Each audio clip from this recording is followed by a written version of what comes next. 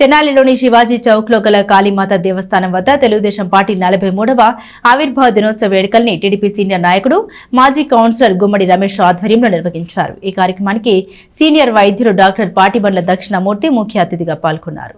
స్థానిక శివాజీ చౌక్ లో గల శ్రీ కాళీమాత దేవస్థానం వద్ద తెలుగుదేశం పార్టీ సీనియర్ నాయకులు మాజీ కౌన్సిలర్ గుమ్మడి రమేష్ ఆధ్వర్యంలో టీడీపీ 43వ ఆవిర్భావ దినోత్సవ వేడుకలను నిర్వహించారు.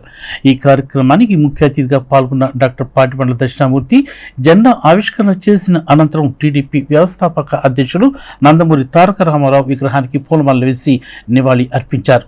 ఈ సందర్భంగా డాక్టర్ దక్షిణమూర్తి మాట్లాడుతూ తెలుగువారి ఆత్మ గౌరవాన్ని కాపాడిన ఏకైక నాయకుడు ఎన్టీఆర్ అని ఆయన చెప్పారు.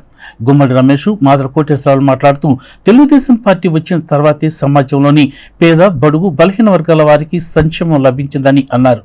ఇంకా ఈ కార్యక్రమంలో పాటిబండ్ల గోపి, మేక దినేష్, వల్లూరి నారాయణ ప్రసాద్, ధూళిపాళ్ల కార్తీక్, సుధీర్, బాలకృష్ణ, హరికృష్ణ, షేక్ బాజీ తదితరులు పాల్గొన్నారు.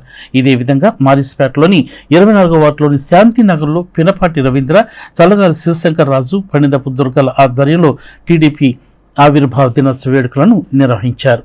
ఈ కూటమి ఐక్యత వర్ధిల్లాలి. దాని ప్రధానమైన పార్టీ తెలుగుదేశం. దేశంలోనే ఒక ఉత్తమమైన పార్టీగా ఇది పేరు పొందింది.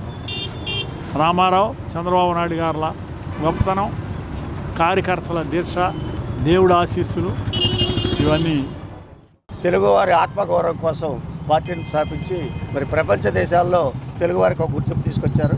అదే పార్టీని మరి వారి యొక్క ఆశయాలు కొనసాగిస్తూ చంద్రబాబు నాయుడు గారు ఈ పార్టీని ఎన్నో సంక్షేమ పథకాలు మరి అలాగే అభివృద్ధి పదవులు పార్టీని నడుపుతూ ప్రతి ప్రజలు కూడా తెలుగుదేశం వైపు చూసేటట్టుగా పార్టీని నడుపుతున్నారు. పార్టీ పెట్టిన ముఖ్య ఉద్దేశం పేదవాడికి, పేద బడుగు బలహీన వర్గాలకి కూడు గూడు గుడ్డ ఇవ్వాలి అనే ఉద్దేశంతో అన్న పార్టీ పెట్టారు. అన్నగారు పార్టీ పెట్టి అనేకమైన అతి తక్కువ స్థాయిలో వాళ్ళని కూడా ఉన్నతమైన స్థాయిలోనికి చేర్చి వారందరికీ కూడా ఉన్నత స్థితిని కలగజేశాడు.